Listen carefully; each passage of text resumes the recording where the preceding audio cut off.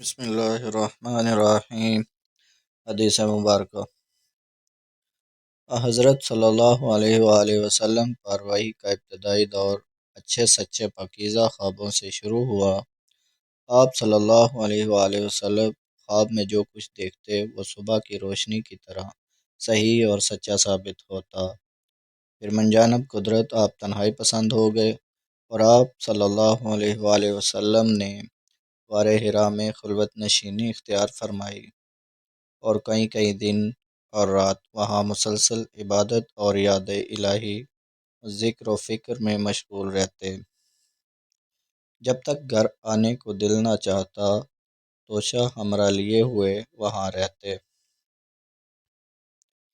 توشہ ختم ہونے پر ہی اہلیہ محترمہ حضرت ختیجہ رضی اللہ تعالی عنہا کے پاس تشریف لاتے اور کچھ توشہ ہمراہ لے کر پھر وہاں جا کر خلوت گزین ہو جاتے۔ یہی طریقہ کار جاری رہا یہاں تک کہ آپ پر حق منکشف ہو گیا اور آپ غار حرا ہی میں قیام پذیر تھے کہ اچانک حضرت جبرائیل علیہ السلام آپ کے پاس حاضر ہوئے اور کہنے لگے کہ اے محمد پڑھو۔ آپ فرماتے ہیں کہ میں نے کہا میں پڑھنا نہیں جانتا۔ آپ صلی اللہ علیہ وآلہ وسلم فرماتے ہیں کہ فرشتے نے مجھے پکڑ کر اتنے زور سے بھینچا کہ میری طاقت جواب دے گئی، پھر مجھے چھوڑ کر کہا کہ پڑھو۔ میں نے پھر وہی جواب دیا کہ میں پڑھا ہوا نہیں ہوں۔ اس فرشتے نے مجھ کو نہایت ہی زور سے بھینچا کہ مجھ کو سخت تکلیف محسوس ہوئی، پھر اس نے کہا کہ پڑھو۔ میں نے کہا میں پڑھا ہوا نہیں ہوں۔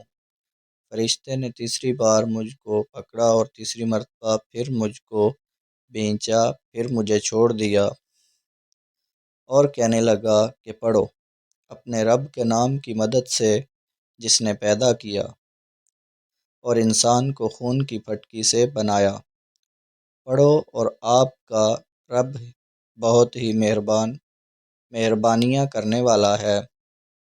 بس یہی آیتیں آپ حضرت جبرائیل علیہ السلام سے سن کر اس حال میں غار حرا سے واپس ہوئے کہ آپ کا دل اس انوکھے واقعے سے کانپ رہا تھا۔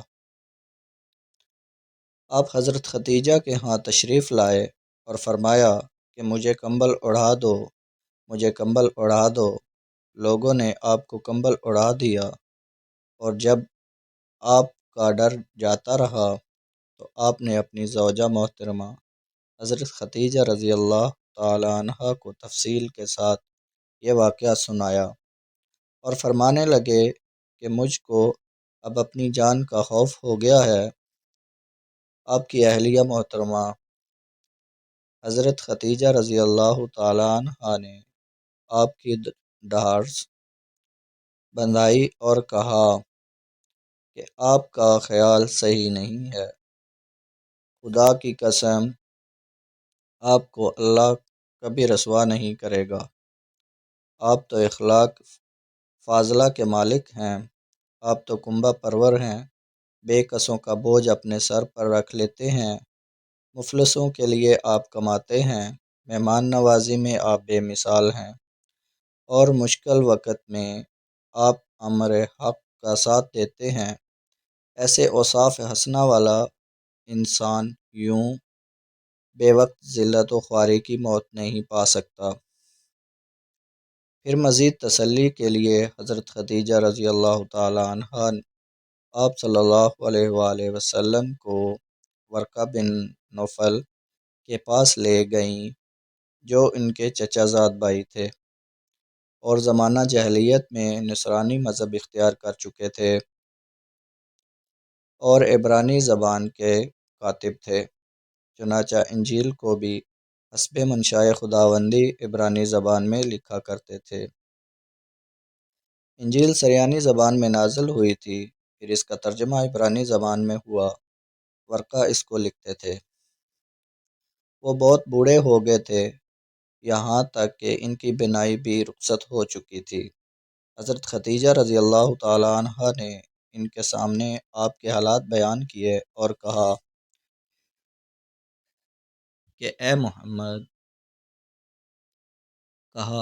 اے چچا زاد بھائی، اپنے بھتیجے محمد صلی اللہ علیہ وآلہ وسلم کی زبانی ذرا ان کی کیفیت سن لیجئے۔ وہ بولے کہ بھتیجے، آپ نے جو کچھ دیکھا ہے اس کی تفصیل سناؤ۔ چنانچہ آپ صلی اللہ علیہ وآلہ وسلم نے از اول تا آخر پورا واقعہ سنایا، جسے سن کر ورقہ بے اختیار ہو کر بول اٹھے کہ یہ تو وہی ناموس، معزز، راز دان فرشتہ ہے جسے اللہ تعالیٰ نے حضرت موسیٰ علیہ السلام پر وحی دے کر بھیجا تھا۔ کاش میں آپ کے اس عہد نبوت کے شروع ہونے پر جواں عمر ہوتا، کاش میں اس وقت تک زندہ رہتا جب کہ آپ کی قوم آپ کو اس شہر سے نکال دے گی۔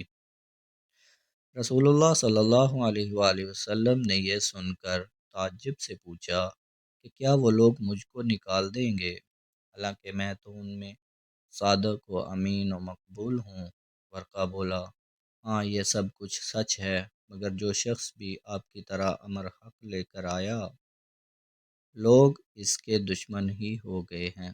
اگر مجھے آپ کی نبوت کا وہ زمانہ مل جائے تو میں آپ کی پوری مدد کروں گا۔ مگر ورقہ کچھ دنوں بعد انتقال کر گئے، پھر کچھ عرصہ تک وحی کی آمد موقوف رہی۔ صحیح بخاری حدیث نمبر 3۔